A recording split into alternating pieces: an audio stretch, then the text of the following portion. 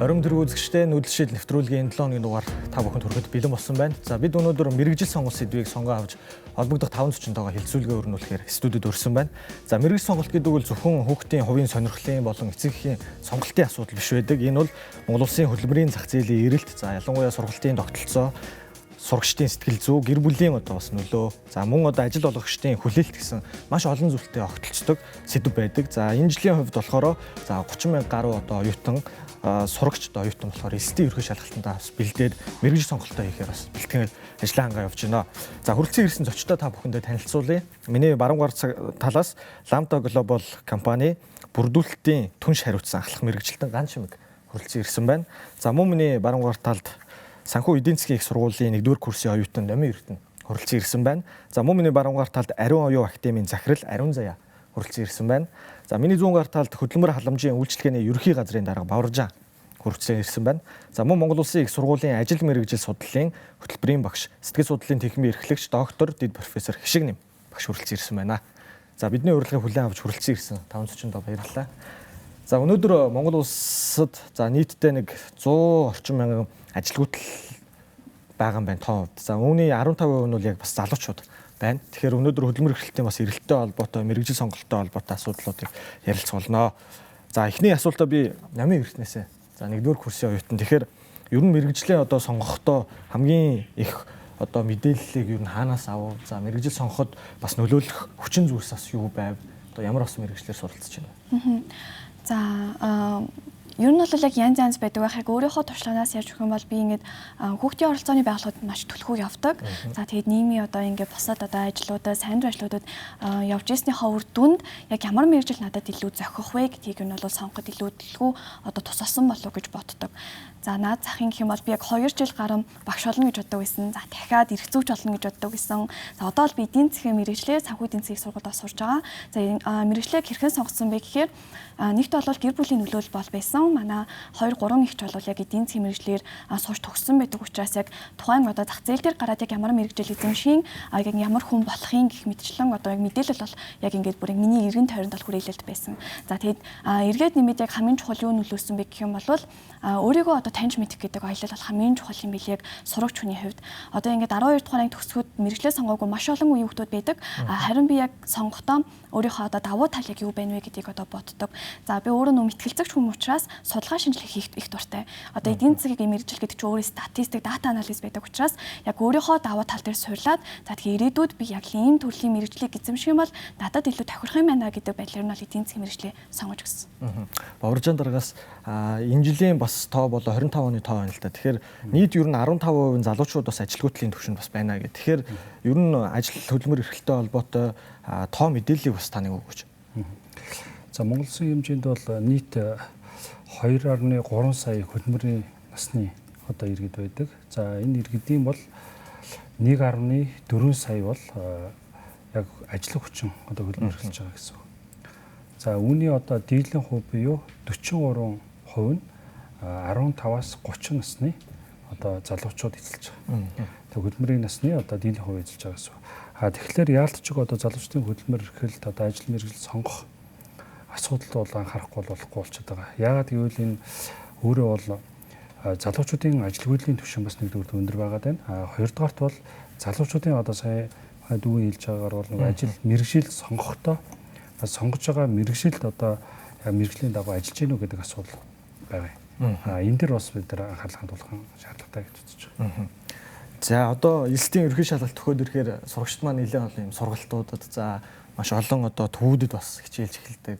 За нэлээд гүн асуудалгаа авдаг. Тэгэхээр Ариун Заяа захирлаас ер нь сургалтын төвүүд маань ер нь хүүхдэд энэ мэрэгжил сонголтын тухай бодиттой ойлголт өгөхдөө хамгийн түрүүнд юун дээр анхаарах хэрэгтэй байна вэ? За мөн бас энэ зүйл дээр тулгамдж байгаа асуудал, алдж байгаа алдаа оноо бас юу байна вэ? За манай академи бол хүүхдүүдийг гадаад суралцахад нь илүү түлхүү бэлддэг. За тэр дундаа дэлхийн топ шилдэг ихтэй сургуулиудад өргөдөл явуулахад нь илүү стратегтэй байх тал дээр нь бэлддэг.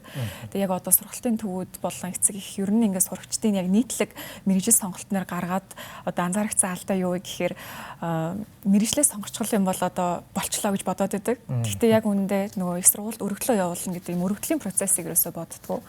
Тэгэхээр жишээ нэг эцэг их хүүхдээ ингээд агуугаа нарийн нарийн мэрэгчлэр сургамаар байна. Одоо бүхэл хүн те санхүү эдийн засаг ингээд сонгож байна. Нарийн мэрэгжил сонгуулмаар байна. Тухайн хүүхэд нь өөрөө бас одоо би тархины бис засалж болмоор юм ч юм уу. Биохимч болмоор байна гэд айгүй гой мэрэгчлүүд ярьж орж ирдэг. Тэгээд тухайн хүүхдийг за тэгвэл хоёлаа ингээд одоо сүүлийн хэдэн жилийн энэтэйгээ холбоотой юу хийсэн бэ? Хичээлээс гадуур үйл ажиллагаа хоёул нь юу вэ гэд ярихаар айгүй дутмаг байдаг. Тэгэхээр энэ яадаг вэ гэхээр тухайн хүүхдийн нарийн мэрэгчлэр ямар байгаа ч гэсэн их сургуульд одоо өргөдлөө явуулахад нь жоохон стратегик болчдөг. Яагаад гэвэл их сургуулийн одоо admissions office буюу одоо эсэлтийн committee юуж боддог вэ гэхээр за энэ хүүхдээ ийм мундаг мэрэгчлэр сурмаар байгаа юм бол энэ ч айгүй хэцүү мэрэгжил, маш их хичээл хөтөлмөр шаардна. Энийхэн төлөө хийсэн юм байна уу гэд харахаар одоо төдийлөн сул байх юм бол одоо эсэлтэнд нь нөлөөлдөг гэсэн үг. Тэгэхээр хэрвээ нарийн мэрэгчлэр явах гэж байгаа бол бас эртнээс тэр шийдвэрээ гаргаад одоо өөрийгөө олох аяллыг ярьж штэ тий өөрийгөө таниад хэрвээ тэр мэрэгжилд үнэхээр сонирхолтой байвал тэрнийхэн дагуу юм хийх нь айгүй чухал юм байлээ. Тэгээд хэрвээ яг тийм нарийн мэрэгжил сонирхоогүй байгаа бол илүү ерөнхий мэрэгжлүүдийг судлаад сонирхоод явчихж гэсэн зүгээр. Яагаад гэвэл ерөнхий мэрэгжил ч гэсэн тухайн хүүхдийн аягүй сайн суур болж өгдөг шүү дээ. Тэгэхээр их сургуулиуд энэ эсэлтийн үйл явц дээр аягүй стратегтэй ханддаг учраас бас эцэг эхчүүд хүүхдүүд маань мэрэгжлээ сонгохдоо сонгочихсон юм бол болоо гэж бодож болохгүй. Яг тэр өргөдлийн үйл явц дээр чи хэр гарч ирж байна вэ те хэр одоо тэнцэх магадлалаа нэмэгдүүлж яа эсвэл уламжлал тал олгоод байна уу гэдгээ бас давхар бодолцох хэрэгтэй шүү гэж хэлмээр байна. Баярлалаа. Ган чимэг зочноос за ажил олгогч маань ажилд орох хүн олдохгүй байна.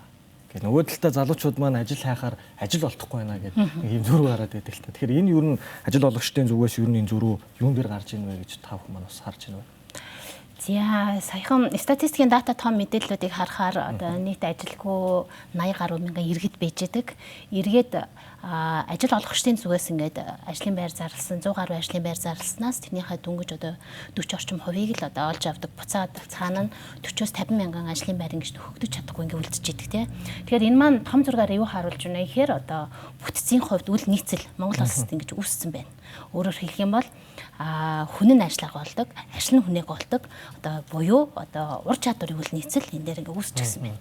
Тэгэхээр ажилгүй байгаа нийт иргэдийн ингээ судалгаа одоо боловсролын түвшинг харахад нийтдээ бараг 60 гаруй хувь нь диплом, дээд болон одоо дээд болон дээш боловсрол эзэмшсэн буюу одоо дипломтой ажилгүй иргэд Монгол улсын зах зээл дээр ингээ байж чинь тий.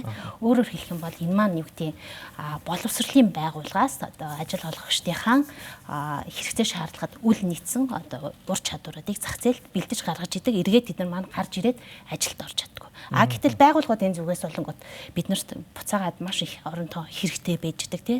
Эргээд тэр дотор хэрэгцээтэй орон тоонуудыг харангуут дийлэнх нь яг ингээ нэг хөх захнууд буюу одоо уул уурхай барилгын чиглэлийн одоо гол юм таалантуудын хэрэгцээ байгаад идэг. Энэ маань өөрөө Монгол улсад бэлтгэж чадгаа маш бага.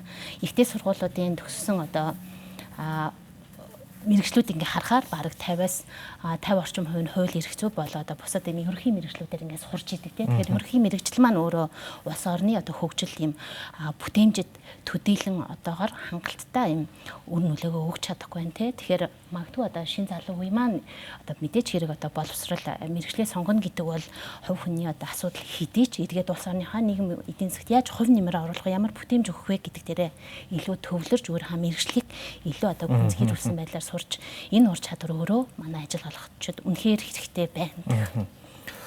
Хишигний багшаас за сая одоо ер нь явж нөгөө мэрэгчлэрээ ажиллахгүй байгаа нь маш өндөр болоод байна шүү дээ. Тэгэхээр энэ бол мэрэгжил сонголтыг тухайд хийх одоо зөв сонголтоо хийх асуудал болоод байна л та. Тэгэхээр ер нь яг одоо сурагчид маань дийлэх нь 9-р ангиас эхлээд сонгон суралцах хичээлүүдэд сонгоод мэрэгжлийн нэг чиг баримжаагаа гаргаад явдаг. Тэгэхээр сурагч ер нь мэрэгжил сонгохдоо хамгийн түрүүнд өөрөөсөө болон гэр бүлээсээ одоо хамааран одоо юун дээр анхаарах хэрэгтэй байгаа юм бэ? За мэрэгжил сонгоход хамгийн түрүүнд эхлээд хүүхдүүд маань юу бодох вэхээр өөрөө чаддаг зүйлийг би ямар зүйлийг чаддаг вүлээ. За ямар зүйл дээр багш нар надад эерэг комментууд өгсөн те илүү магтчихсан. Ямар зүйл дээр эцэг эхчүүд маань ямар зүйл дээр багш нар маань илүү сайн магтдаг байсан юм бэ гэдэг чаддаг зүйлийнхаа жагсаалтыг эхлээ гаргах хэрэгтэй. За дараа нь өөрөө сэтгэл зүйн онц танин мэдхүйн онцлогийг За таны мэдгүй онцлог хэв шинж нь болохоор ерөнхийдөө хүмүүс нэг хоёрхан төрөл байгаад байдаг. Нэг нь болохоор бусдаас хамаарсан, нөгөөх нь болохоор бие даасан. Тэгэхээр энэ таны мэдгүй хэв шинжээ мэдчих юм бол би байгалийн ухааны чиглэлээр юм уу, эсвэл техник технологитой холбоотой юм уу, эсвэл одоо хүнтэй харилцах нийгмийн ухааны чиглэл юм уу гэдгийг тодорхойлж чаддаг. За дараа нь тухайн хүүхдийн сэтгэл зүйн онцлог байдаг. Тэгэхээр сэтгэл зүйн онцлог энэ дээр бол ялангуяа 12-оос 20 насны хүүхдүүдийн хөгжилтээр яг өөрийнхөө үнэт зүйл зорилгоо тодорхой мэдж байгаа хүүхдүүд мэргэжил сонголтын дээр асуудал байдаггүй. За энэ яг хөгжлийн явцад тий магадгүй бүрэн хөгжиж дуусаагүй байх үед мэргэжил сонголтын дээр асуудал тулгараад эхэлдэг. Өөрийнхөө зөв мэргэжлийг сонгож чадахгүй байх, мэргэжлийнхаа талаар эрэл хайгуул хийжсэн ч гэсэн ямар нэгэн зөв шийдвэрт хүрч чадахгүй байх гэдэг асуудал гарч ирдэг. За түүнээс гадна EBS-ийн сурагчдад маань ямар асуудал байдаг вэ гэхээр бид нар бол судалгааны үр дүнгээс юу гэж харсан бэхээр ер нь бол 16 оноос хойш хийсэн судалгаа байгаа. Энэ мэргэжлээ сонгоцсон гэдэг хүүхдүүд маань 56 орчим хувь байгаа. Тэгэхээр үлдсэн 40% маань мэргэжлээ сонгож чадаагүй, эргэлзэж байгаа ийм хүүхдүүд байгаа. Тэгэхээр энэ хүүхдүүдэд ер нь мэргэжил сонгоход юу нөлөөлөд байна гэхээр эцэг их нөлөөлөл байгаа. Сайн намын эрдэнэс ярьсан шүү дээ. Аав ээжийн гэр бүлийн нөлөө байсан гэхээр. Тэгэхээр хүүхдүүд маань яах вэ гэхээр мэргэжлийг төдийлөн сайн ингээд судлахгүй байна өөрийнхөө хэмжээнд. Зөвхөн хэдхэн мэргэжлийн хүрээнд байгаад байгаа учраас мэргэжлийн олон талт байдлыг ямар мэргэжил илүү тохиромжтой гэдгийг судалж чадахгүй байгаа. Дээр нь нөгөө гэр бүлийн нөлөө маш байдаг. За гэр бүлд нь эмч одоо хүмүүс байх юм бол эмч мэргэжлийг маш сайн мэдээлэл авчдаг. Тийм учраас эмч мэргэжилд одоо илүү төлхөө дуртай болдог ч юм уу тий. За түүнээс гадна хүүхдүүдэд нөлөөлөд байдаг гэхээр найз нөхдийн нөлөөлөл. Эцэг эхийн нөлөөнөөс хамгийн их найз нөхдийн нөлөөлөл байгаа. За сүүлийн үеийн залуучууд хүүхдүүд маань ер нь бол өөрөө мэргэжлээ хайх, интернет ухаж хайх, за мэргэжлийн хүнээс зөвлөгөө авах, мэргэжлийн зөвлөгөө авах, сэтгэл зүйчээс зөвлөгөө авах ийм одоо хандлагууд их болсон. За бовржаан дараагаас за ер нь Монгол улсад би бас судлаа үүссэн нөгөө эрэлттэй болон тэргүүлэх чиглэлийн 89 мэргэжил байна л та. За энэ бол одоо жишээ нь төрөөс дэмжлэгтэйгээр зээл тусламжаар сурдаг эргээд нөгөөдгөө харангууд хөдөлмөрийн зах зээл дээр одоо эрэлттэй болон хүлээгж байгаа тийм хөдөлмөрийн ажил мэргэжил яг ямар байна вэ? Энэ тал дээр судалгаа юмнууд байгаа юу? За манай хол жил болгон судалгааны хүрээлэнгийн институтуудаар одоо ажил мэргэжлийн судалгаа хийдэг. За одоогийн байдлаар авч үзэхэд бол нөгөө мэдээлэл технологийн чиглэлийн одоо эрэлт хэрэгцээ их байна. За уул уурхай дотроо нөгөө нарийн мэргэжил, за нөгөө оператор те техникч гэх мэт. За тэгээд эрчим хүчний салбар, эрүүл мэндийн салбар, боловсруулах үйлдвэр гэх мэт. За энийг харж байхад сая багшийн яриагаар бас гарч лээ л да. Ер нь бол 46% нөгөө мэргэжил сонгохдоо бараг мэргэжлээ сонгохгүй байж байгаад яг тулж ирээд мэргэжлээ сонгочдөг. Эргээд энийг харахад төгссөн одоо мэргэжлэрээ төгссөн залуучууд маань одоо 45% нь тухайн мэргэжилд ажиллахгүй байна гэдэг судалгаа байхгүй юм. Тэгэхээр чинь яг энэ нөгөө мэргэжлээ зөв сонгоогоос болоод эргээд нөгөө тухайн мэргэжилд одоо ажиллахгүй байгаа шалтгаан бас ингээд харагдаад байгаа. Энэ том мэдээлэлээр ингээд тодорхой харагдаж байна л да. Одоо чинь Америкт бас нэг жишээ байдаг те. Одоо сая ковид ялангуяа сахимаар ажиллаад энэ IT-ийн чиглэлээр маш олон хүний бэлтгэсэн байдаг. Одоо бол нөгөө IT-ийн чиглэлийн одоо бүр эрэлт нь одоо нийлүүлэлт нь ихссэн гих мэтлээ. Одоо тэрнтэй адилхан одоогийн байдлаар манад эрэлт хэрэгцээтэй одоо магадгүй AI чиглэлийн дижитал технологи чиглэсэн технологи мэргэжлэрээ сурж байгаа боловч магадгүй 10 жилийн дараа 20 жилийн дараа энэ мэргэжил одоо бидний өмнөх 10 жил 20 жилийн өмнө нөгөө багш, хуульч, эмч гэдэг одоо мэргэжлэрээ сурдаг байлаа шүү дээ. Яг тэрнтэй адилхан дараа нөгөө технологи энэ мэдээлэл технологийн чиглэлээр ажилласан одоо нөгөө мэргэжсэн залуучууд маань бас ажилгүй болох магадлал өндөр байхгүй. Тийм ч бас одоо бидний нэг судалгаатай нөгөө 10 жил 5 жилээр үргэлж одоо энэ техник технологийн дэвшилтэй холбоотой энэ мэргэжил гэдэг юм одоо ингээд үргэлж энэ хувьсан өөрчлөгдөж байгаа. За энэтэй холбоотой нөгөө залуучууд маань мэргэжил эзэмших тал дээр маш анхаарах хэрэгтэй. Энийг бол нөгөө оюутан байхаас нэг магадгүй нөгөө их юу одоо төгсгөн ангиасаа биш багаасаа ер нь дунд ангиасаа эхлээд энэ мэргэжил ийм байдаг шүү. Энэ одоо төлбөрийн зах зээлд ийм байгаа шүү гэдгийг бид нар бэлдэж явахгүй бол нэг 12 дугаар анги болонготой одоо манай жишээ нь ажил мэргэжлийн чиг баримжуулах сургалт гэдэг одоо манайхаас одоо төсөв мөнгө гаргаад хөдөлмөрийн дэмжих хөтөлбөрт байдаг сургалт байдаг. Жилд 60,000 орчим иргэн хамрагдаж байгаа. За энэний дийлэнх буюу одоо 19,000 ерөнхий боловсролын сурагчид хамрагдаж байгаа. Гэтэл бол энэ дэр бол ямар одоо би тэрийг одоо шийдэл хэсэг дээр ярих гэж бодоод байна л да. Одоо жишээ нь гих мэтлэн одоо асуудал байгаа учраас бид нар цаашдаа энэ дээр бас анхаарах шаардлагатай гэж үзэж байна. За баярлалаа. За хоёрдугаар хэсэгт нэг асуултанд 540 маань хэлцүүлгүй байдлаар хариулт өгөө явна.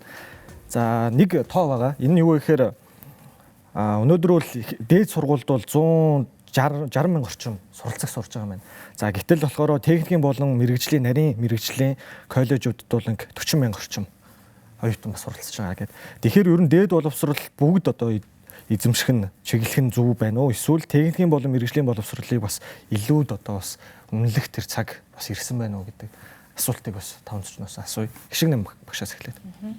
За ер нь яг хөө зөв барууны орны судалгаагаар харахад бол техникийн мэрэгжлийн боловсролыг чухалчилж үздэг. Дээд боловсрол, техникийн боловсролын харьцаа бас тодорхой хэмжээгээр байгаад байдаг. За манай Монголд бол энэ харьцаа ер нь бол алдагдсан. Бүх хүмүүс л дээд боловсрол эзэмшнэ гэж байдаг. Гэхдээ дээд боловсрол эзэмшсэн хүн болгон бас яг мэрэгчлэр ажиллаж байгаа юу? Тэ ажлын байртай байгаа юу гэдэг асуудал болж байгаа. Одоо шинэ ажилгүйдлийн тодорхой хувь хэмжээнд дээд боловсрол эзэмшсэн залуучууд байгаа шүү дээ, тийм учраас техникийн боловсрол эзэмших нь манай улс орны хөгжил бас одоо хамгийн эерэг зүйл авчирна гэж боддог. Тэгэхээр энэ техникийн боловсрол магадгүй одоо коллежууд бол илүү одоо 10 жилийнхэнд илүү одоо илүү нээлттэй байдлаар илүү одоо энийг эзэмших юм бол ямар одоо өөрчлөлт гарах уу, өөрт нь ч юм уу тэ улс орны хөгжилд ямар эерэг өөрчлөлт гарах уу гэдгийг илүү сайн хэлэх хэрэгтэй байх гэж бодож байна. За ганцмаг зочноо. За юун дээр ажил олгогчдын хувьд ерөөсөө ганц тулгамдж байгаа асуудал гэхээр за ороод ирсэн ажилтнууд маань шинэ ажилтнууд маань эргээд хангалттай ур чадвар болон одоо онлайн болон практик ур чадварыг эзэмшиж чадаагүй bijдэг. Эргээд нөгөө талд энэ маань ингээд нөгөө сая хэлсэн нөгөө боловсролын үйл нийцлэлд бол энэ дээр гарч ийн. Эргээд саяхан нөгөө ковидос улбаалтай Украины дайнтай холбоотойгоор одоо төлшний үн болон импортын барааны үн өссөнтэй холбоотой цалин сүүлийн одоо 5 жил гэхэд 2.5 дахин өсчихсөн байж байгаа. Эргээд яг өндөр ур чадвартай ажилтнууд маань ховор зах зээл дээр байж байгаа. Эргээд энэ маань дараг байгууллагууд нэг ажилтан авах нь өөрөө тухайн байгууллагад маш том ингээд зардал болж байгаа. Эргээд бүтээмж нь одоо хүний нөөцөд өгч байгаа цалингаасаа ингэж давдаггүй. Одоо зөвхөн одоо санхүү болон одоо технологийн салбар дээр л энэ одоо цалин болон бүтээмжийн харьцаа нэлээд айтайхан байна. Бусад салбар бол дандаа цалингийн зардал нэг хүнд ногдох цалингийн зардал нэг хүнээс гарч байгаа бүтээмжээс дандаа өндөр болчихсон. Өөрөөр хэлэх юм бол нэгт ажил олгогчд маань маш эрсдэлтэй нөхцөл байдлыг даван туулж байна те.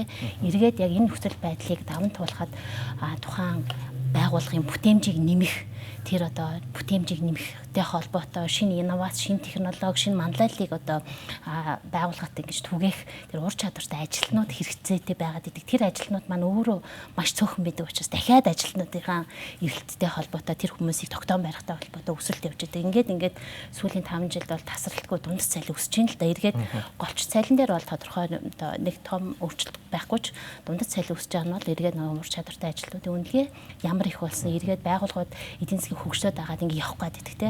Тэрнтэй шаардлагатай юм хүмүүст ингэ цалин өгч байна. За тэнгуүтний зардлаар AI ашиглаад байгаа. Тий, яг үнэ. За одоо тэнгуүт эргээд одоо ажил олгогчдод төгсөгчдөд тавихад одоо юу хэлж байна гэхээр тодорхой мэрэгжлийг одоо гүнзгий яг тэр мэдэх тэр ур чадваруудыг эзэмшихээс гадна дахиад ингээд T хэлвэ T shape буюу одоо тодорхой хэмжээний ур чадваруудыг өөртөө эзэмших нь зайлшгүй чухал байгаа тийм.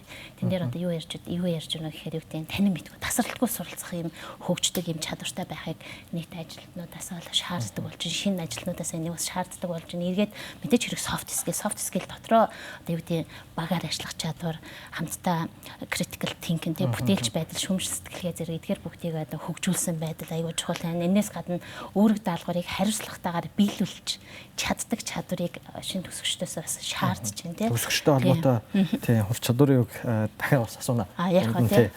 Намын эрдэнэс зочноосоо дээд боловсролоо ер нь бүгд чиглэхийн зүв байна уу? Эсвэл одоо нарийн мэрэгжлийн эмсүүд коллежийн мэрэгчлэр бас чиглэхийн зүв байна уу? Энэ дээр. Тэгэхээр энийг бүр ингээ улс хураас нийлж ярих хэрэгтэй байх. Ягаад гэхээр одоо ингээ сэтгүүр ангиас одоо нэг сонгон суугдлах хичээл гэж байгаа шүү дээ. Яг үнэндээ зүгээр энгийн захын сургууль дээр сэтгүүр анги 10 дугаар ангид очих юм бол хүүхдүүд нэмийг сонгодог. Яг ингээд хичээлэр хийх юм бол физик, биологийн багш өөрөө тухайн сургуультаа 3-аас 4 хүн багштай. Тэгээд тэн чинь 1000 гаруй 2000 гаруй хүүхдүүд орж ин гэдэг чинь тэр хичээл нэгт үр дүнгүй байгаа. Хоёр дэх юм бол агуулгын хувьд тухайн хүүхдүүд бүрэн гүйцэд ойлгож авахгүй. Тэр 40 минут ингээд харгацаал өнгөрөөж байгаа байхгүй. Тэгвэл үүнээс харах юм бол тэр хүүхэд яг тэр хичээлийг өөрийн болгож авч чадаагүйс үүдэлтэй тухайн тухайн хичээлтэй холбоотой мэргэжлүүдийг сонгож судалж чадахгүй байдаг. Одоо би гэхэд зүгээр боддог хэрэг манай сургууль дээр физикийн гоё туршилт хийх лабораторитой тий биологийн ядаж 2 3 микроскоп нэг ингээд бий чадсан бол билүү нарийн мэргэжилтэй байж болох байсан мэн гэж одоо ер нь бол ингээд боддог. Гэтэл мэргэжилтэй бол ханамсгүй. Гэтэ дараагийн ийм бас боломжтой хүүхдүүд ингээд алдагтаад зүгээр л ингээд ээж авийнхаа үгээр, найз нөхдийнхөө үгээр одоо дуртай дургүй мэргэжил сонгочих үедээ гэдэг асуудал гарч ирж байгаа. За тэгээд дахиад цаашлаад гэх юм бол нөгөө ихтэй сургуулийн хүүхдүүд одоо нөгөө одоо ажлын байранд гарахаараа одоо ингээд юу гарч ингээд байгаа даа шүү дээ. Одоо чи манай хэлсэнчлэн одоо мэргэжлэр ингээд ажиллах байна гэдэг асуудал гарч ирдэг. Оюутан хүний хүүхд одоо зүгээс харах юм бол зөв оюутан хүүхдүүд хичээл ингээд хийгээл гарчдаг тий. Зүгээр л ингээд тэр мэргэжлийг эзэмшил болчтой юм шиг хардаг. Гэтэл яг үнэндээ ирээдүйд би яг энэ мэргэжлэрээ яг юу хийх вэ гэж хүүхдүүд анханаас 10 жилээсээ боддоггүй юм шиг байлээ. Зүгээр л би нэг юм яшээ он авчдаг. Тэр оноодод харуулж нэг мэргэжил сонгодог.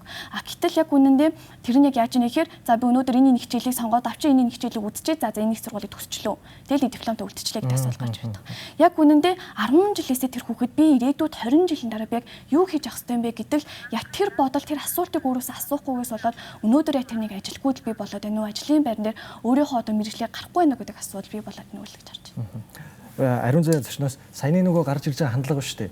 Ер нь энэ хандлага дээр бид нэр юун дээр нь бас анхаарах хэрэгтэй байна. Ер нь бол баг элсдийн шалгалтынхаа оноонд тааруулж орог мэргэжлээ сонгоод орчоод байна гэдэг бас юм байгаа дээ шүү дээ. Тийм ер нь бол санал нийлж जैन. Тэгээд одоо тийм гоё боломжууд байсан бол тий хүүхдүүдээ сонголтоо арай өөрөөр хийх байсан баг. Ер нь бол их сургуульд одоо ингээд мэргэжлээ сонгоно гэдэг чинь мэргэжлийн дараа юу ямар алхам байдаг вэ гэхээр сургуулаа судлах болж ирдэг. За Монголд одоо их сургуулиуд нь байж болж байна. За гадагшаа өргөдлөө явуулах гэж байгаа бол гадны сургуулиудыг тухайн мэргэжлийнхэн дагуу сонгож суралцдаг тий. За жишээ нь одоо Harvard гэдэг. Гэхдээ яг Harvard-д бакалаврын төвшөнд байдгүй мэргэжлүүд бас байдаг байхгүй тий. Тэгэхээр одоо мөрөөдөд л яваад байдаг. Яг өргөдлөө явуулах гэсэн чинь тэр одоо мөрөөдчихсэн сургуульд мэргэжлэмж байхгүй тохиолдол байдаг. Тэгэхээр нөгөө улс тураас нь ярих хэрэгтэй гэдэг нь би болгонгууд нөгөө судалгаа бас айгүй чухал тий. Одоо яг өөрийнх нь тэр сонирхоод байгаа мэргэжлийн дагуу тэр сургуулаа ингээд судлах юм бол тухайн сургуульд 2 жилийн тий техникийн коллежийн диплом авах тийм одоо төрөвчлсөн ч боломж байдаг. Дээд одоо боловсролын илүү 4 жилийн бакалаврын төвшөнгүүд ч байгаа. За тэгээ яг сургуулаа ингээд судлаад ирэнгууд бүр ямар хичээл үзэх нь хүртэл тодорхой байдаг тий. Ямар семинар, ямар төсөл хийж иж төгсөх нь хүртэл тодорхой байдаг. Ер нь бол ингээ бүх юм ингээд нээлттэй байгаа хгүй. Тэгээд яг одоо манай академи чинь нийт бараг 700 гаруй сурагчтай тулж ажилласан туршлагатай. Тэгээ ингээд яриад үзэнгуут Google-ээс одоо судалгаа хийх чадваргүй байдаг. Яг ингээд бичээд сургууль руугаа ороод ямар цонх руу н ороод мэдээлэл авч чаддаггүй байхгүй. Тэгэхээр яг тэр алхмыг хийж чадах юм бол тухайн хүүхэд магадгүй би академийн одоо ертөнцид илүү дуртай байна. Би ингээд 4 жил яг сурмаар байна. Яг ингээд бүр улс хурлын сурмаар байна. Эсвэл би илүү яг практик шийдлүүдийн сурчаад төгсмөр юм ч гэдэг юм уу. Тэр болгоныг олж мэдэх боломжтой. За тэг яг ингээд их сургуульд ингээд сурангууд бас Монголд бас нэг анзаарагдаад байгаа юм нь дүнг айгу хөөрөгдөж гаргадаг. Одоо багштайгаа ярьж байгаа, багшаа найраад одоо гаргацсан хүмүүс зөндөө байдаг. Одоо жишээ нийтээрээ ингээд тоондоо сайн байгаа юм шиг харагдаад байгаа хэрнээ яг ингээд хувьтгууны үзээд одоо шалгангууд айгу хоцрогдолтой. Тэр энд ингээд дүнг яг ийм айгу сайн гаргадаг. Тэгээд их сургуульд очиод нэгдүгээр курст одоо гадаад багш нар тэгж дүнг одоо хөөрөгдөж гаргана гэсэн юм байхгүй. Тэгэхээр нийтээрээ айгу хэцүү байдалд ордог. Тэгэхээр бас нөгөө нэг дүнгээ очоод хичээх хэрэгтэй айгүй хэцүү хичээл гэдэг чинь одоо айгүй хэцүү шүү гэж хэлмээр энэ тэгэхгүй хүүхдүүд нэг мундаг мэрэгжил сонгоод очоод нөгөө дүн гэдэг юмаа бодохгүй очдог. Очоод яг хичээлээ хийх шаардлагатай учраас өөрийнхөө нөгөө дуртай юмар л сурах нь илүү чухал гэж хэлэх гээд байна л та. За баярлалаа. Боваржаан дараа сая хандлагын асуудлуудыг бас нэлээд ярьлаа л да. Тэгэхээр ахлах ангиас нь эхлээд ер нь энэ хандлагын асуудлуудыг хөдөлмөрийн зах зээлийн мэдээллийг сурагч эцэг их за сургуулийн орчинд ч юм уу хөрөх дээр юу бас тулгамдж гин вэ? За оюутан болохын өмнөхөн бас энэ та бүхэн сая хэлжсэн нөгөө сургалтууд явдаг тий. Тэгэхээр энэ маань бас үр дүнтэй байх тал дээр ер нь цаашдаа ямар бодлогод бас гаргах гэж ажиллах вэ? За манайд бол түрүүний хэлж ирсэн нөгөө ажил мэргэжлийн чиг баримж олох сургалт гэж жилд одоо 60 мянган орчим иргэнийг хамруулж байгаа. За энд бол 39 мянган оюутан одоо ахлагангийн сурагчид оролцож байгаа. Цаашдаа бид нар энийг ахлагангаас биш дундангаас эхлээд ягаад гэвэл бид нар 11 12 дахь ангаас нөгөө мэргэжил олохоо зааж эхэлж байгаа хгүй одоо сургалтанд хамруулж байгаа. За тэрнийг бид нар дундангаас эхлэе гэж байгаа. Ягаад гэвэл 11 12 дахь ангид ер нь бол хүүхдүүд бол мэргэжлээ сонгочдөг. Саяны одоо 60 хүн маань сонгоод авчдаг хгүй.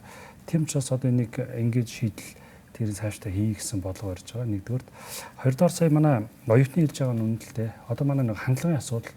Одоо бид нар чинь олон жил нөгөө улаан дипломтой байх хэвээр заавал нэг дэд сургууль төгссөн хүн одоо мундаг сайхан тэг болцуултаа гэд.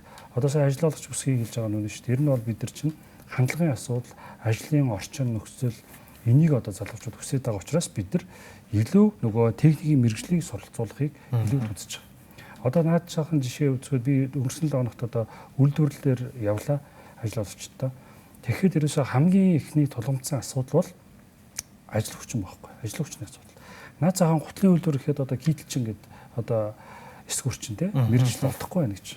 За тэрний одоо цалин гэхэд одоо өдрийн цалин гэхээр чи одоо олон компаниудаас ажил олгочтой захиалга авдаг. Бараг 5-6 сая төгрөгийн цалинтай. Тэгсэн мөртлөө залуучууд маань тэрийг суралцахгүй байна.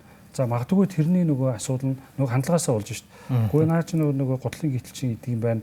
Гэхээс илүүтэйгээр манай нөгөө хандлага маань гэхдээ наа чи их сургууль төгсөөд нөгөө тим төрийн байгууллагын ажил мэргэжилтэн штэ гэдэг нь илүүд үзэж байгаа боловч амьдрал дээр нөгөө авж байгаа цалин хөлс одоо орчин нөхцөл маань өөрөө бас таалагдахгүй боломжгүй байгаа учраас нөгөө залуучууд маань тогтвор сүржилтэд ажиллахгүй байгаа байхгүй. Тэгээд нэг жил болоод 2-3 сар болоод нөгөө яваад байд. Энэ бол ажиллагчаас бас шалтгаалж байгаа асуудал байна. За хоёрдугаарт бол харьцангуй одоо Монгол Улсын хөлбөмбөрийн зах зээл бол цалингийн түвшин харьцангуй нэмэгдэж байна. Ялангуяа одоо хувийн хвшил. За энэ дээр яагаад ажиллахгүй вэ гэхээр саяны нөгөө мэрэгжил одоо нарийн мэрэгжил шаардах одоо мэрэгжил шаардлагатай болж байгаа. За энийг мэдэлж байгаа одоо техник коллежууд манай одоо хангалттай байгаад идэг. За манай залуучууд маань юу хүсэж байна гэхээр саяны нөгөө дүнгийн араасаа хөөцөлтөд тэгж байгаа нэг өндөр оноотой болонгод ихтэй сургуулиуд гадаад сураад дараа нөгөө гадаадд ажиллавар нэг мундаг сайхан ажиллаж байгаа гэдэг хандлагаасаа бид нар эхлээд салах хэрэгтэй болж байна. Наад сайхан маш энгийн одоо хөдөлмөр эрхлэлтийн зах зээл дээр бол маш энгийн мөртлөө нэг богино хугацаанд одоо 3 сар ч юм уу сараад мэргэжлийн үнэмлэх аваад ажиллах боломжтой мэргэжлүүд маш олон байна. Энийг бол залуучууд суралцахгүй байгаа. Яагаад гэвэл энийг бол за бүр ингээд боломж өсөлт ч юм уу одоо тийм хүн сурдаг гэдэг одоо энэ хандлагаа бид нар өөрчлөх шаардлагатай болчиход байгаа. Хандлагын асуудал дээр хшиг нэмэх шиг. Би хандлага гэхээсээ илүү нөгөө дунд ангиас нь одоо 9 дугаар анги юм уу эсвэл 8 дугаар ангиас нь яаж хүүхдүүд мэргэжлийн чиг баримтаа болгох вэ гэхээр ер нь бол гадны сургуулиудад ямар байдгүй гэхээр 7 дугаар анги 8 дугаар анги 9 дугаар ангийн хүүхдүүдийн сургалтын хөтөлбөр дээр нь очиж ажлын байран дээр очиж 7 хоног ажиллах. Гэхдээ парт нөгөө хагас цагаар ч юм уу хэдхэн цагаар 2 ч юм уу 3 цагаар тэгвэл үсчин дээр очиж ажиллана хүүхдүүд. За тэгвэл номын сан чаг юу хийдгийг? Тэгвэл тогоо чаг юу хийдгийг? Хэрвээ энэ мэрэгчлүүд байхгүй бол бид нар ийм гоё амттай хоол яагаад идэж чадахгүй байх вэ гэсэн ийм мэрэгжлийн боловсролыг багаас нь илүү хүүхдүүд таниулах хэрэгтэй. Яг ажлын байран дээр очиж таниулах хэрэгтэй илүү үр дүнтэй болох гэж бодож байна. Би үргэлжлүүлээд нөгөө за хүүхдүүд маань их сургууль ч юм уу ер нь суралцж байгаа нөгөө мэрэгжлээ солидог, өөрчилдөг тий 2 дугаар курс, 3 дугаар курс. За энэ ер нь хөгжил одоо алдаа гэж үзэхүү эсвэл одоо хөгжлийн бас нэг дараагийн шат руугаа орж ийн гэж үзэхүү тий. Тэгээ ялангуяа нөгөө карьер хөгжил төлөвлөлтийн бас асуудлууд их сургууль дээр нэлээд тулгамддаг. Энэ тал дээр тааснаа. За EBS дээр мэрэгчлээ зөв сонгоогүй хүүхдүүд маань ихтэй сургуульд ороод ирэхээр ямар асуудал болдгоо гэхээр төгсөл тоошлно. За 4 жил ч юм уу 4.5 жил төгсөх ёстой байсан хүүхдүүд маань төгсөл тоошлоод явагдана гэсэн. За 2 дугаар асуудал нь 1 2 дугаар курсээсээ ялангуяа бүр 3 дугаар курс орсон оноо ч гэсэн мэрэгчлээ сольдог. За тухайлбал одоо манай дээр бол жишээлбэл 500 гаруй хүүхэд мэрэгчлээ сонгохын хүсэлт төрж байна. 500. За дараа нь сургуулаа хайдаг, орхидог. За сургуулаасаа гардаг хүүхдүүдийн тодорхой цөөхөн хувь нь дотоодод юм уу гадаадд өөр сургууль руу шилжих, эсвэл мэрэгчлээ буруу сонгоцсон байна гэх, эсвэл би энэ мэрэгчлэр суралцах сонирхолгүй байна гэх ийм асуудлууд тулгараад иддэг. За тэгэхээр энэ асуудлуудыг бүгдээрээ ер нь яаж шийдэж болох юм бэ гэдэг асуудал байгаа. Тэгэхээр энэ дээр ихтэй сургуулиудад карьер хөгжлийн одоо хариуцсан хөдөлмөр эрхлэлт карьер хөгжлийг хариуцсан мэрэгчлэлтэнгүүд байдаг. Яг багш оюутны хөгжлийн төвүүд дээр зарим сургууль дээр бол карьер хөгжлийн төв гэж байдаг тийм. Гэхдээ энэ бол тодорхой хэмжээгээр ажиллаж байгаа. Гэхдээ хүртээмж бол төдийлөн сайн биш байгаа нь бол байна. Ялангуяа 1-2 дугаар курсод оронгуудаа хүүхдүүд яг энэ сурж байгаа мэрэгчлэрээ би ер нь юу болох юм? Ямар зорилготой цаашдаа яв болох юм гэдгийг мэдтгүү. Ямар зорилго чиглэлтэй. Зүгээр нэг юм баахан хүүхдүүдийн дунд явж байгаа л 3-4-төө орж ирэл за би ингэх юм гэж мэддэг. Тэгэхээр яг энэ дээр болохоор ихтэй сургуулиуд оюутнуудаа чиглэсэн энэ карьер хөгжлийн үйл ажиллагааг илүү бүр бодлогот чиглэсэн, илүү одоо хүртээмжтэй, илүү сонирхолтой зохион байгуулж иж магадгүй энэ хөдөлмөр ажил олгогч төгсөгчдийн нийт одоо зөрчлийг багасгах гэж боддог. За би дахиад нэг санаа хэлчихв. За тэгээд яагаад сая энэ дээр гарсан те ажил олгогч ингээд төгсөгчд нийцлэн болохгүй байгаад ингээд. За энэ дээр маш олон нөгөө мөшгөгчдийн одоо төгсөх судалгаанууд гарч ирсэн. Судалгааны үр дүнгээс ямар ахав гэхээр мэрэгжлийн чадвар гэхээсээ илүүтэйгээр нөгөө софт скил зөөлөн чадварууд дутагдаад байгаа. Төгсөөд одоо ажилд орох гэж байгаа хүүхдүүд маань ажил олгогчдод тэд нар дахиад мэрэгшүүл сургалтууд хийгээд байгаа. Тэр сургалтууд нь илүү зөөлөн чадвартай холбоотой. Жишээлбэл одоо хариуцлагатай байх, цагийн менежменттэй байх, яаж хүмүүстэй харилцах юм, яаж одоо ачааллыг даах чадвар ямар байх юм, тэгээ шийдвэр гаргах чадвар нь ямар юм, багаар ажиллах чадвар нь ямар юм. Энэ саяны дурдсан зөөлөн чадварууд бол мөшгөх судалгаан дээр байнга өндөр хувьтай гарч ирээд байгаа. Тэгэхээр энэ дээр ихтэй сургуулийн оюутнуудыг нэгээс ахуулаад 4-р курс болох хугацаанд нь энэ чадваруудыг ажил олгогчдын хүссэн чадваруудыг бид нар тодорхой хэмжээгээр эзэмшүүлэх ёстой гэж үзвэл энэ бол харьцангуй нөгөө зөрүүг багасгах байх гэж бодож байгаа. За баярлалаа. Ариун зай зочноос за сургалтын төв дээр бас эцэг эхчүүдтэйгээ бол одоо та бүхэн маань уулзалтуудыг хийдэг баг. Тэгэхээр яг нэг асуулт ер нь эцэг эхчүүд маань өнөөдөр энэ мэргэжил сонголтын дээр нь дэмжлэг үзүүлж чадчихэв үү? Эсвэл одоо тодорхой хэмжээний дарамт үзүүлээд байна уу те? Энэ тал дээр та нэг тулгымсан асуудлуудыг хэлвэл. За эцэг эхчүүд бол мэргэжил сонголтыг маш чухал гэж боддог тий. Тэгээд тэрийн хүрээндээ айгүйх одоо дарамт шахалт бас өгдөг. За тэгээд ерөнхий мэргэжлүүдийг бас одоо хэрэгцээгүй гэж бодох хандлага байдаг. Илүү нарийн мэргэжил сонгох гэдэг. Миний өмнө хэлсэнчлэн ингээд нарийн мэргэжил сонгосон ч гэсэн тэрнийхээ төлөө хийсэн юм байхгүй бол одоо өргөдөлт нь сөргөөр нөлөөлдөг. Тэрийг мэдэхгүй яваад байдаг.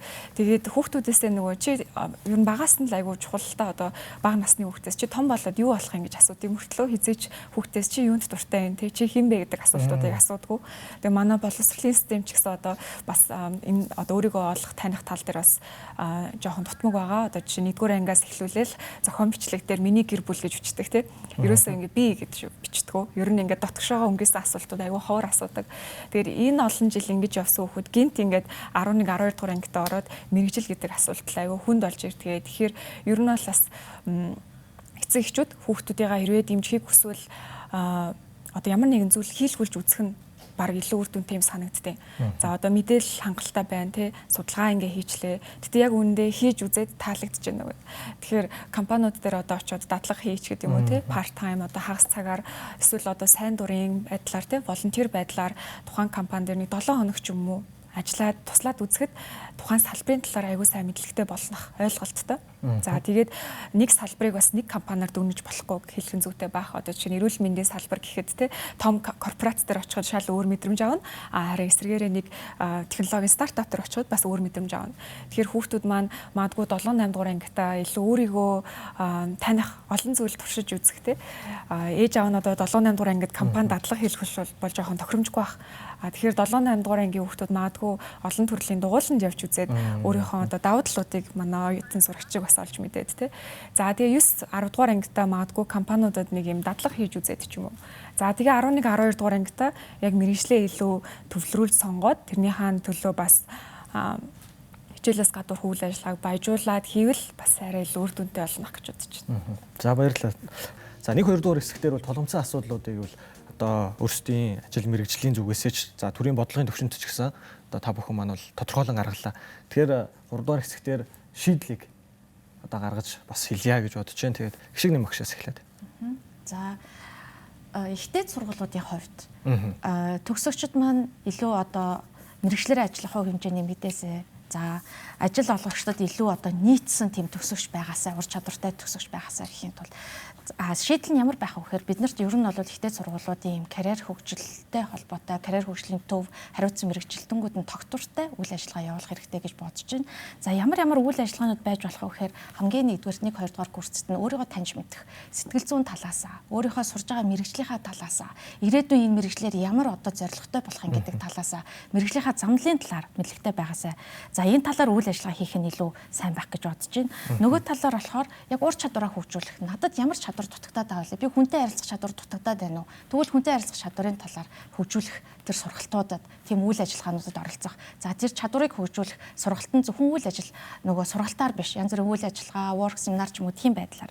За тэгэнгүүтээ одоо бид нар төгсөгчдөө ихтэй сургууль яах вэ? Ажлын байранд бэлтгэх сургалтуудыг одоо шинэ загвар одоо ярилцлагууд том компаниудыг ч юм уу магадгүй ажил олгогчдын одоо хүний нөөцийн мэрэгжилттэй хамтраад тийм загвар ярилцлагуудыг за CV-гээ хэрхэн яаж бичих юм, за өшөө туршлагаа яаж хуримтлуулах юм гэдэг талаасаа.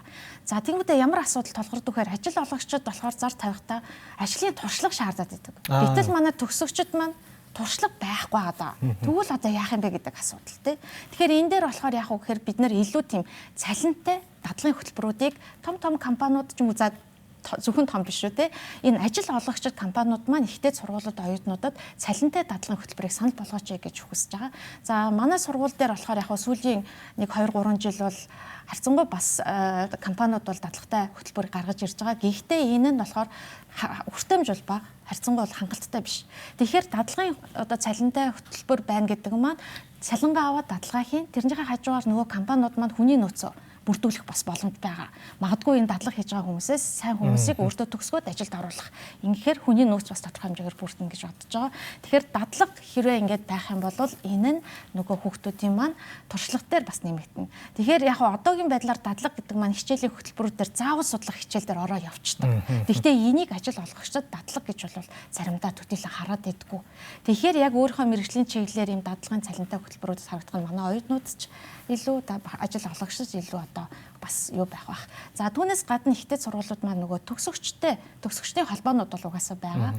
Хамтарч ажилладаг. Тэгээ тэрийг илүү идэвхжүүлээд магадгүй төгсөгчд маань ажлын байран дээр гарсан төгсөгчд маань эргээд оюутнуудтай ямар асуудал байдаг, ямар зүйл дээр чадахжуулах талаар нь эргэх холбоо нэлээд сайн хийгээсэй. Энэ холбоог илүү хүчтэй болгоосэй гэж хүсдэг.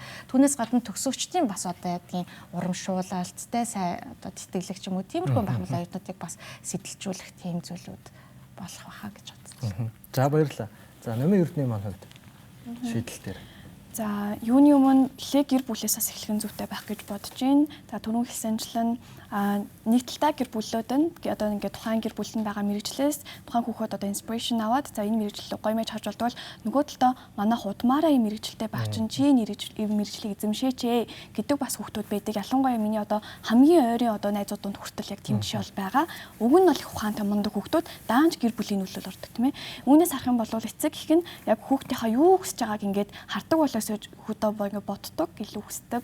Тийм болохоор хүүхдийн ярилцаа чи одоо түрүү манай ариун зайг гэсэн тийм хүүхдийг ингээд яг юу болмоор ингэж асуудаг нэг юун дуртай гэж асуудаг тий. Яг үүнтэй адилхан багаас нь ч яг юу хүсэж ийн, юуг хиймээр ингээ хүүхдээ илүү тулсан ярьцлага хийгээч гэж одоо хүсдэг. Ялангуяа одоо миний ээж бол илүү надад ингээд тулж ярьдаг болохоор одоо би ингээ мэрэгчлээ хамгийн зөв сонгоцсон байгаа жишээ юм болов гэж бол өөрийгөө хардаг.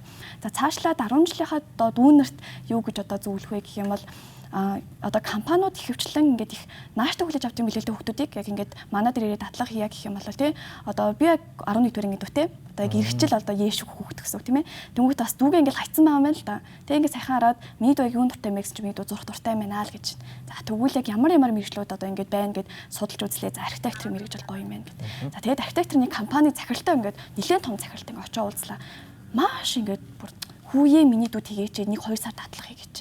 Энэ нэг одоо юу хэлж байгаа юм бэ гэхээр хүүхдүүд маань нэгт өөртөө зоригтойгоор яг өөрийнхөө хүсэж байгаа мэрэгчлэлийн одоо ингээ компаниудаар өөртөө очих юм бол тэд нар чинь чамайг яасан жоох юм бэ чи бол гэж хизээч хэлэхгүй аль болох эерэг илгээр хүлээж авдаг юм байна гэдэг жишээг харж болж байгаа. За компаниудын хувьд гэх юм бол өөрийнхөө одоо нийгмийн хариуцлага хүрээнд гэдэг тийм ээ.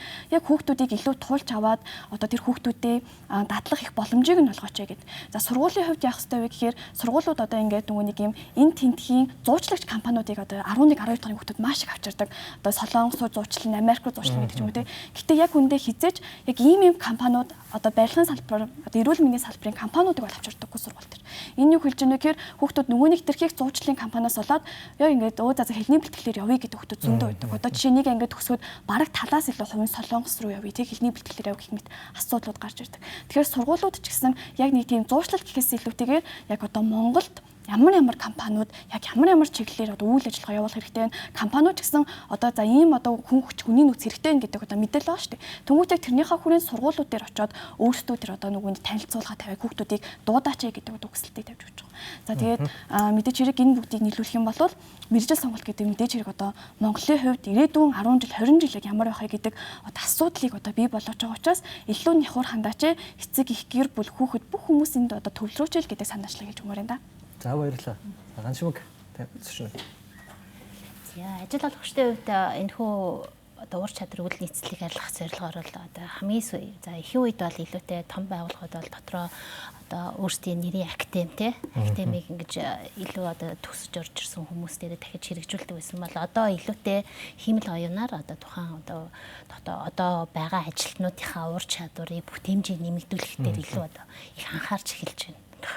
Тэгэхээр энэ бол одоо тодорхой нэг шийдэл хэсэг болж байна. Тэгэхээр эргээд магадгүй одоо шин төгсөгч оюутнуудын маань хувьд болонгууд өөрсдийн одоо эзэмсэн нарийн мэргэжил мэдлэгийг эзэмшихээс гадна технологийн ашиглалт, дижитал хэрэглээ тэр дундаа хиймэл оюуны хэрэглээг хэрхэн одоо өөрийнхөө одоо бүтээмжээр яаж оруулах вэ гэдэг дээр одоо мастерлаад орж ирэхгүй бол бас эргээд ажлын байран дээрс дахиад нөгөө үйл нийцлийн одоо хоорондох зай улам нэмэгдэх тийм шинэ тэмдэг бас гарч ин тий. Хиймэл оюуны хэрэглээ бол ялчгүй сүүлийн жилүүдэд хамгийн чухал эргээд нөгөө байгууллагын төвшинт хүртэл аягүй чухал ирээдүйд одоо тухайн байгууллага одоо амжилттай байх хэсгээр хүртэл аягүй чухал болж орж ирж байгаа юм л та. Тэгэхээр магадгүй одоо бүтээмжтэй мундаг ажилтнууд маань хиймэл оюуныг зөв ашигласнаар магадгүй өмнө нь 3 хүний ажлыг ганцаар хийдэг байсан бол одоо 10 хүний ажлыг хийх юм боломжтой болчихсон. Эргээд одоо шинэ хүнийг тэр ажлын байран дээр авахаас илүүтэйгээр нөгөө хүнтэйгээ ажиллах нь байгууллагын хувьд илүү ач холбогдолтой болчдөг тий. Тэгэхээр шинэ оюутнууд маань эргээд төсөөд орж ирэхдээ тэр хүнтэй одоо учиргүй нийцдэг юм а гэхэд те тэр хүнээс бас ингээд нэг тодорхой төвшөнд бас ингэж зэрэгцэж орж ирэх бүрэг маш өндөр юм сорилттой тул гарч ин те түрүүн эцэг эхчүүдийн тухай ярьж байна. Эцэг эхчүүд хувьд бол хүүхдүүдтэй за чи ийм мэрэгчлээ бол ийм мэрэгчлээ бол гэж хэлэх нь өнөө үед үнэхээр хоцрогдож байна. Магадгүй одоо өмнө нь одоо бас энэ бол бэж болох үйлдэлсэн бол ирээдүйд 10 жилийн дараа 20 жилийн дараа одоо нийгэм эдийн засаг одоо энэ яаж хөгжих үү гэдг нь маш том эргэлзээтэй.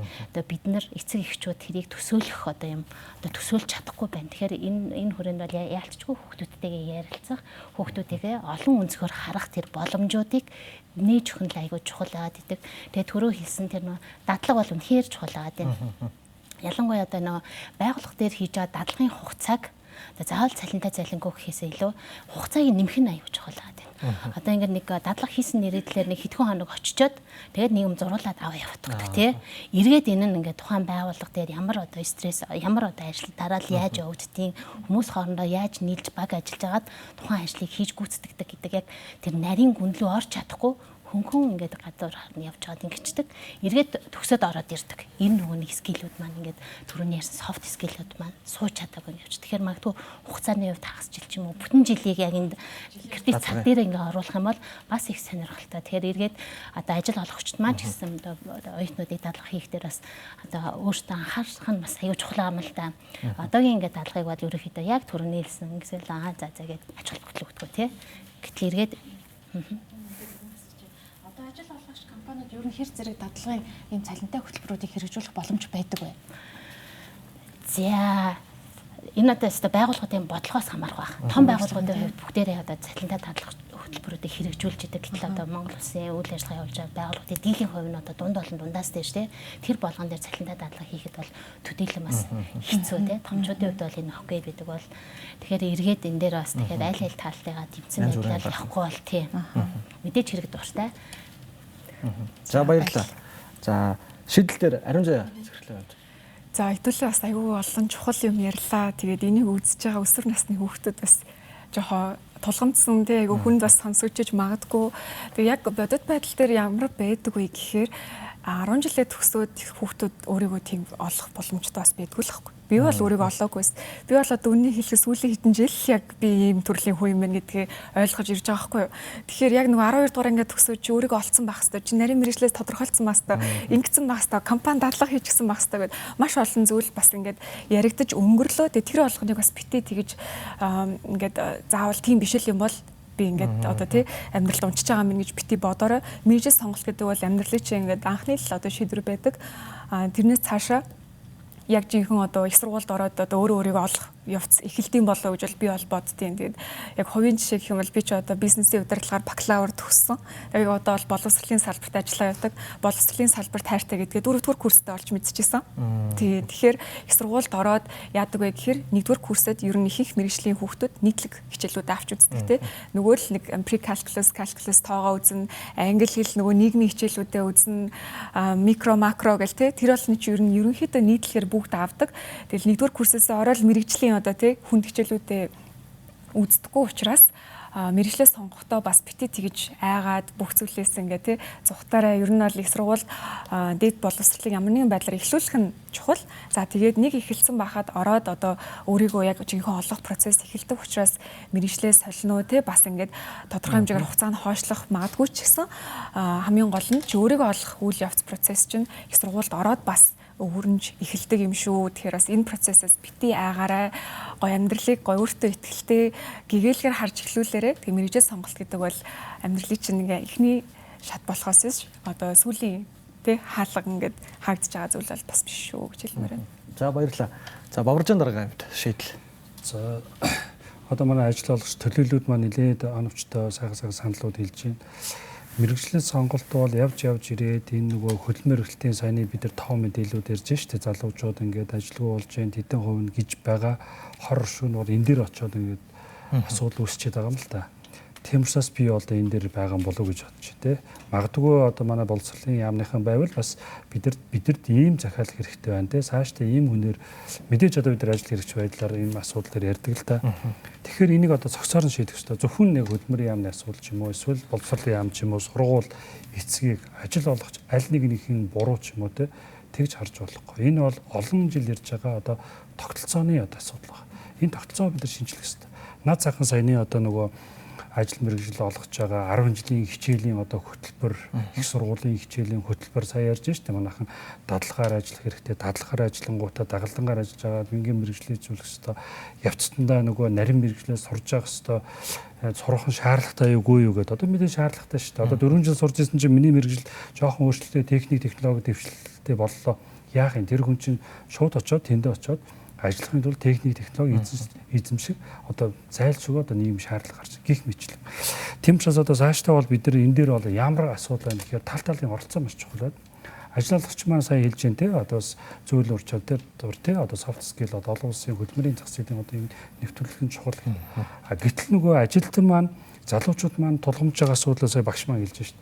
Хамгийн тулгамдтай асуудал сургууль төгсөөд ажлын гараанд гарахад энэ нөгөө туршлага байхгүй энэ нөхөр маань одоо ингээд одоо дөнгөж ажилд орсон гэдгээр хамгийн бага цалиндаа хамгийн додооломжтой байдгаараа нөгөө залуу маань ингээд идэг.